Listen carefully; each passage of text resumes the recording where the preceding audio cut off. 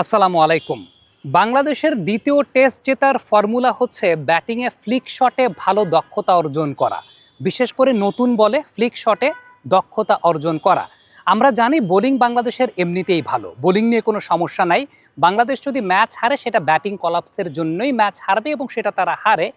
ম্যাকেতে ভালো করার তত্ত্বের জায়গাটা বা ফর্মুলার জায়গাটাই হচ্ছে নতুন বলে যখন বলটা সুইং করবে তখন ফ্লিক শটে ভালো দক্ষতা অর্জন করা।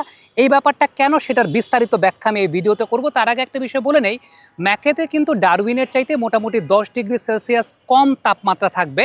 সো পেস বোলাররা বাতাসে বলটা সুইং পাবেন, আবার একটু পরে যখন বলের শাইনটা শেষ হয়ে যাবে তখন কিন্তু ব্যাটারদের জন্য ফেভারেবল কন্ডিশন থাকবে।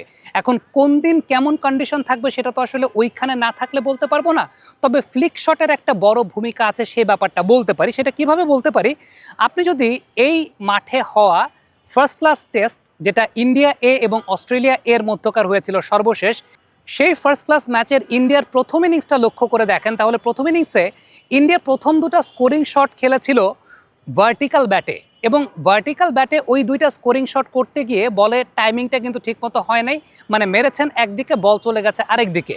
এরপর থেকেই আমরা সাই সুদর্শন এবং খুব সম্ভবত অভিমান্যু ঈশ্বরান ছিলেন সে সময় ক্রিজে, তাদেরকে দেখতে পাচ্ছিলাম প্রচুর পরিমাণে ফ্লিক শট করছেন, বোলার বল করছে আর প্রচুর পরিমাণে ফ্লিক শট করছেন।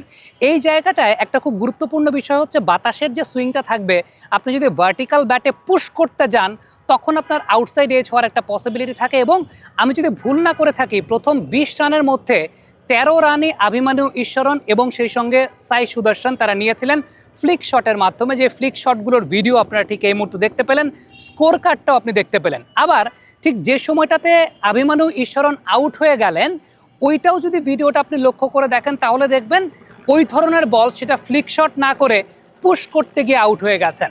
আবার এরপরে 32 রানের মাথায় আরেকটা উইকেট দেখবেন যেখানে পুশ করতে গিয়ে ব্যাটসম্যান আউট হয়ে গেছেন, অর্থাৎ ওই জায়গাটা ফ্লিক শটটা করেন নাই। বাট যখনই তারা ফ্লিক শট করেছেন তখনই তারা এই টাইপের উইকেটে নতুন বলে সারভাইভ করতে পেরেছেন, কিংবা তারা বেশ ভালো মতো ওই জায়গাটা ওভারকাম করতে পেরেছেন। আমরা যদি দ্বিতীয় ইনিংসের এক্সাম্পলটা একটু দেই, দ্বিতীয় ইনিংসে যে বিষয়টা লক্ষ্য করা গেছিল ইন্ডিয়ার, সেটা হচ্ছে প্রথম 20 রানের মধ্যে মোটামুটি 7 রান ইন্ডিয়া পেয়েছিল ফ্লিক বা গ্ল্যান্স শটের মাধ্যমেই। And that is very important, হয় ফ্লিক বা গ্ল্যান্স শট, না হয় আপনার এই রিস্টি স্কোয়ার ড্রাইভগুলো। তার মানে ম্যাকেতে আপনার শুরুর দিকে যে বিষয়টা খুব ইম্পর্টেন্ট সেটা হচ্ছে rather than going for the pushes, আপনি যদি পুশ করতে যান সেক্ষেত্রে বলের মুভমেন্টটা এরকম থাকে, বাতাসটা যেহেতু আছে বলের মুভমেন্টটা এরকম থাকে, আপনি আউটসাইড এজ কিংবা ইনসাইড এজ হওয়ার পসিবিলিটি থাকে। এর চাইতে ইম্পর্টেন্ট যে ব্যাপারটা সেটা হচ্ছে আপনাকে রিস্টের উপর বেস করে খেলতে হবে, অর্থাৎ ফ্লিক বা গ্ল্যান্স অথবা স্কোয়ার ড্রাইভটা খেলতে হবে। ঠিক এই মাঠে দ্বিতীয় ইনিংসে সাই সুদর্শন এবং দেবদূত পাডিয়াকালের মধ্যকার একটা 190 ঊর্ধ্ব পার্টনারশিপ ছিল, যেটার তালিকাটা ঠিক এই মুহূর্তে আপনারা দেখতে পাচ্ছেন। তবে তাদের জন্য ফরচুনেট ব্যাপার ছিল, তারা আসলে এই পার্টনারশিপটা করেছিলেন কিন্তু অনেক পরে, নতুন বলের শাইনটা যাওয়ার পরে, ততক্ষণে নতুন বলের শাইনটা চলে গেছে। সো এখানে একটা বিষয় প্রমাণিত যে ওয়ান্স নতুন বলের শাইনটা চলে যাবে তখন কিন্তু পেস বোলাররা আর ওই লাইনটা মেনটেন করবেন না। এরপর দেবদূত পাডিয়াকাল এবং সাই সুদর্শনকে যারা যেটা করেছেন, আউটসাইড অফ স্ট্যাম্প রুম দিয়েছেন, তারা ব্যাকফুটের উপর বেস করে চমৎকার জমিয়ে রসিয়ে স্কোয়ার ড্রাইভ করেছেন, স্কোয়ার কাট করেছেন, পুল শট করেছেন। আবার বল যেহেতু ইভেন হাইটে আসে, এই সমস্ত জায়গায় কিন্তু গ্ল্যান্স শট করাটাও আসলে খুব মজার একটা ব্যাপার বা খুব মজা পাওয়া যায়। হ্যাঁ, তার আগে আপনাকে যে কাজটা করতে হবে সেটা হচ্ছে বলের শাইনটাকে নষ্ট করতে হবে। আপনি বলের শাইন নষ্ট করবেন কিভাবে? দুইটা পদ্ধতি আছে। একটা হচ্ছে আপনাকে যখন এই ড্রাইভিং স্লটে বা 4 নাম্বার স্টাম্পে বল দেওয়া হচ্ছে, যেটা এর আগের দিন তানজিদ তামিমরা করেছেন, সুন্দর বল ছেড়েছেন, বল ছেড়ে দিয়েছেন, বল ধরেন নাই। আর যেই বলগুলো পায়ে করা হচ্ছে সেই বলগুলো এই অন ড্রাইভ করতে গেলে কিংবা স্ট্রেট ড্রাইভ করতে গেলে কিংবা অফ ড্রাইভ করতে গেলে প্রবলেম যেটা, বলের মুভমেন্টে চলে যাবে উইকেট কিপারের কাছে। সো আমরা ইন্ডিয়ার ওই টেস্ট ম্যাচটা দেখে যে বিষয়টা বুঝতে পারি বা ওই ফার্স্ট ক্লাস ম্যাচটা দেখে যে বিষয়টা বুঝতে পারি, পায়ের যে বলগুলো তারা কিন্তু প্রচুর পরিমাণে ফ্লিক শট করেছেন, মানে কবজির ব্যবহারটা করেছেন। ইভেন 4 নাম্বার স্টাম্পের বলগুলো কিন্তু শর্টস খেলেছেন, মানে নট পুশ না করে তারা শর্টস খেলেছেন জাস্ট আন্ডার দ্য আইজ। এর আগের দিন আমরা দেখেছিলাম যে বাংলাদেশের ব্যাটসম্যানরা কিন্তু অনেক পেছন থেকে, ব্যাটিং ক্রিজের অনেক পেছন থেকে আন্ডার দ্য আইজ বলকে টাইমিং করছিলেন, and that is what it's very important.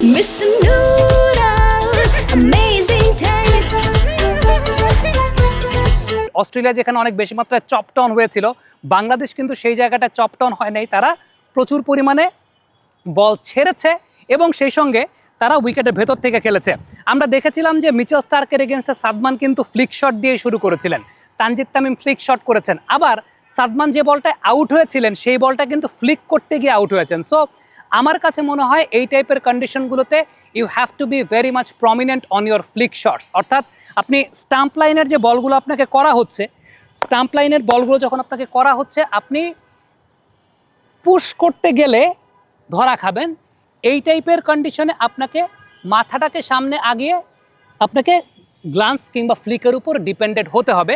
আমি এর আগে একটা ভিডিও দেখিয়েছিলাম এখনকার অংশটুকু ফর দ্য ইয়াং ক্রিকেটার্স, যে আপনি আসলে ফ্লিক শট বা গ্লান্স শটের প্র্যাকটিসটা কিভাবে করবেন ফর ইয়াং ক্রিকেটার্স। ন্যাশনাল ক্রিকেটারদেরকে শেখানোর যোগ্যতা আমি রাখি না, বাট ফর ইয়াং ক্রিকেটার্স আপনি ছোট্ট দুটো ড্রিল যদি মাথায় রাখেন, আপনি যদি রেগুলার করেন, আপনার মাসেল মেমোরিটা ফ্লিক শটের বিল্ড আপ করবে। ড্রিল নাম্বার 1টা হচ্ছে আপনি এরকম একটা দাগ দিয়ে নেবেন আপনার ব্যাটিং ক্রিজে দাঁড়ানোর সামনে, যে আপনার মাথাটা অলওয়েজ এই দাগের প্যারালাল আসবে, মানে আপনার পায়ের আগে আপনার মাথা থাকবে টু সি দ্য বল। এবং প্রথম ড্রিলটার ক্ষেত্রে আপনি কোনো প্রকার পায়ের ব্যবহার করবেন না, শুধুমাত্র মাথা দিয়ে আপনি শট খেলবেন। সো যদি আমার কাছে বল আসে, দাও, আসুক আসুক আসুক। আপনি একটা বিষয় খেয়াল করছেন যে আমি প্রত্যেকটা শটের সময় আমার মাথাটা কিন্তু পায়ের আগে, মাথাটা অলওয়েজ পায়ের আগে থাকছে। এবং আপনি যদি সাইড অ্যাঙ্গেল ভিউতেও লক্ষ্য করে দেখেন, তাহলে সাইড অ্যাঙ্গেল ভিউতে দেখবেন যে আমার মাথা কিন্তু অলওয়েজ পায়ের আগে থাকছে। সো প্রথমে আমি আমার মাথার মাসেল মেমোরিটাকে বিল্ড আপ করলাম যে ফ্লিক শটের সময় আমার মাথাটা সবসময় আগে যাবে। এবারে যে কাজটা করব সেটা হচ্ছে হালকা একটু পা নিয়ে, অর্থাৎ আমি যখন একদম জেনুইনলি ফ্লিক শট করছি, সেই জেনুইন ফ্লিক শটের ট্রিগার মুভমেন্ট এবং হালকা একটু পা নিয়ে তারপর আমরা সেই শটটাতে যাব। সো এই জায়গাটা যদি যাই, আসো,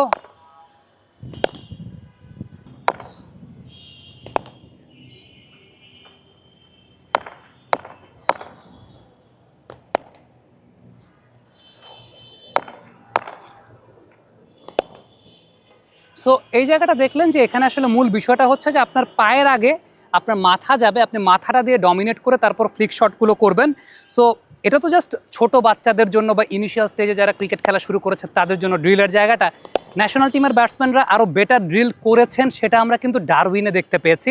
ব্যাটাররা অনেক very much deep inside the crease তারা ব্যাটিং করার চেষ্টা করেছেন, এবং খুব সম্ভবত এই ফ্লিক শটের জায়গাটাতে আমরা কিন্তু এর আগের দিন দেখেছি তারা বেশ ভালো পারদর্শিতা দেখিয়েছেন। মুমিনুলকে দেখিয়েছি, আমরা তানজিদ তামিমকে দেখেছি, সাদমানও ইনফ্যাক্ট ফ্লিক শটটা করেছেন।